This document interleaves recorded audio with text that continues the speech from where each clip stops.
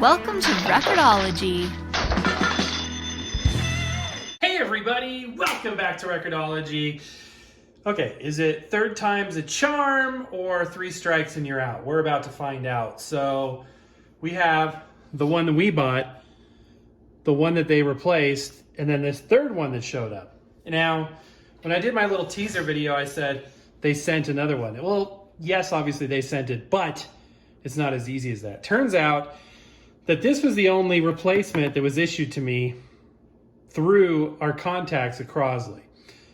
But this one showed up shortly thereafter, and it turns out that when I originally called in for customer support, that triggered a couple of different things. One of them went to our contact, the other one went just to the regular return process, so we now have an off-the-shelf replacement. So, what the heck? Let's find out if it's good. Maybe in all of this I will end up with one that works. That would be good. Got the two on the left. They still look great, but I'm starting to get confused because there's so many of these around right now. Okay, so here we go, guys. Big reveal. Does this come with the platter mat? Okay. Owner's manual, warranty card. Okay, this one does. So this one does look like it was actually packed with it intentionally. So let me get this out of the packaging and we'll do another side-by-side. This time a three-way side-by-side. Let's go ahead and take this packaging off here. There's our pretty rigid but nice and thick platter mat. Okay. Okay. So we'll do a side-by-side and see how this compares with the one that's bent, with the original one, and I'm going to keep the one that's the best. So we're not going to review it all again. I've been seeing that a couple of times, but we'll test out the best one, or at least see how it compares. Okay, so let me get all three of these and we'll compare side-by-side. Okay, so we have all three lined up here, starting with the one that I bought, the replacement they sent me, and the mysterious third unit. So let's start with the one I bought. No platter mat. The lid goes back that far, which seems like it's designed to do. The replacement, which if you remember, the lid goes back too far because they bent it to make this lower so it doesn't scrape. And they included the platter mat, which, you know, we looked at the packing material list and it didn't seem to be on there, so it appeared to be an afterthought. So this third unit, panning over to the right, let's see how the lid does. Okay, so it's in the first position, so that reinforces our thought that the lid shouldn't go back as far as the second unit did. And this one had the platter mat that looked like it belonged. I don't know how to describe that, but it just looked like it belonged. So let's go ahead and compare the performance of the three units and see what we got. Okay, here's something I bet you've never done before. Had three of the same record players spinning at the same time, side by side. But that's why you come to Record-ology, because we do what nobody else will do. So on the left, again, we have the original unit, no platter mat. That's the one that was scraping back here where there wasn't enough clearance.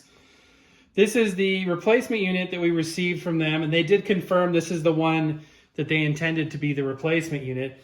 Unfortunately, they achieved the issue of it not scraping, or they achieved the resolution of the scraping by bending this back and adding the platter mat, which is clearly not the way it was designed, especially the bending, because now the lid doesn't even snap shut tight because it's misaligned. Those hinges are bent.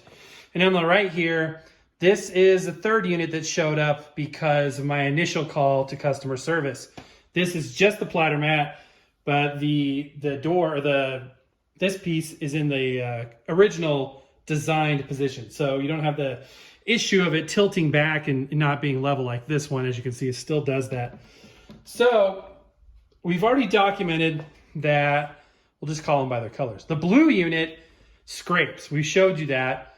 And we've shown you that the red one doesn't scrape, but even with these measures, even with the bent lid and the platter mat, it's still closer than it should be.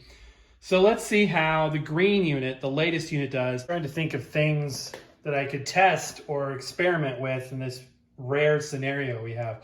So I thought we'd test the speed, just compare 3 motor speeds out of the box. So here's unit number 1. We are looking at, just to clarify what we've got here. So the outer ring is 50 hertz, the inside is 60 hertz. So we're looking at these 3 bands. This outer one is going to be 33, 45, and 78. So first we're looking at this. That's going to be 45, and then that's 78. So let's start by looking here. And you can hear it scraping, which is impacting the speed. So right there, you can see it. Oops, it helps if I don't touch it. You can see it's okay, and then it slows down, and then it's okay. That's as it hits. Now let's switch to 45, and we're going to be looking right here. Same thing. When it hits that case on the back, it's impacting the speed. So obviously going to do that on 78 as well. Actually, that would be 78. So anyway, let's look at the other 2 units, see how the speed compares on them. And here we go on the second unit. This one has no clearance issues, so let's see what we got. We're on 33 RPM, so we're looking right here at this band. It's pretty good. It's marching a little bit to the left, so I believe that would mean it's a little slow. But still, that actually is not that bad. Again, this is the unit with the bent lid. Let's go down to 45, or up to 45. It's going to be this band right here. Again, it's a little slow. It's marching to the left. These can be adjusted, if you get inside the unit and take a look at the board and make the adjustments on the trim pots. All right, 78. Oops, I went the wrong way.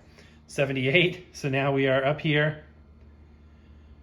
Pretty close. It's, again, a little bit slow. Just overall a tad bit slow. Arguably not enough to notice to the ear. But let's take a look at the new one. All right, the unit on the far right, unit number 3, aka the green unit. And we'll put the record on in a minute and check the clearance. Let us go and see. We are starting off at 33 RPM. Let's zoom in a little bit here and see what we got. So we're right here. This one's a little fast. But again, arguably not enough to make a major impact in the sound quality.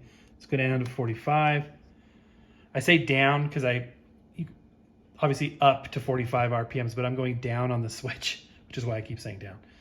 Okay, so 45 RPM, this ring right here is a little bit fast. That's borderline, you're gonna notice it, so a little bit fast there. And finally, 78. Tiny bit fast, not bad. You'll notice that if one speed happens to be fast, the other ones are going to be probably, you're not going to find one that's slow, one that's fast, usually, because they're calibrating these things in mass. So, all right, let's check the clearance issue. Okay, moment of truth. The place to look is right back here because this record is going to lay flat on the plinth, and we need to make sure it's not touching that.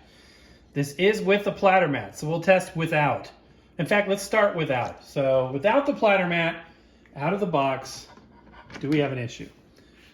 It is touching. So you can see, as you can tell, it is making contact with that lid. Not good. No bueno. So let's put the platter mat on and see if this fixes it. And there you can see we've got a good gap there. So, I mean, it's not the biggest, of margins, but again, I would consider this successful. It will be the same with 180 gram vinyl. Somebody asked that as well. If you have a warped disc, this one is slightly warped. There's a possibility that a severe warp could bring that in closer contact with that. As we talked about on a previous video as well, this does impact the vertical tracking alignment of that tone arm, because I don't believe it was originally designed to have the platter mat. I think that was done after the fact. It should be noted too that this unit does have pitch control, and I tested these units just out of the box in terms of how their pitch is performing. So you can make those adjustments without having to get in there and adjust the trim pots on the motor, because we have the pitch control, which for those of you that don't know, it just literally speeds up or slows down the motor. So not really a huge issue, but interesting anyway to see how it's calibrated out of the box.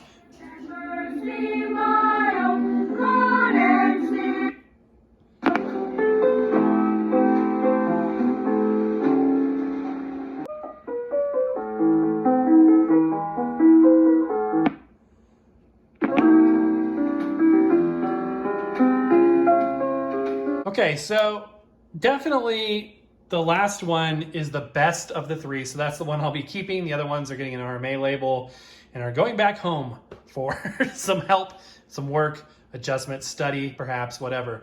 I don't want to lose sight of what positive news this unit still is for the vinyl community, because this is a suitcase player with a magnetic cartridge. That is huge. That is what we've been asking for.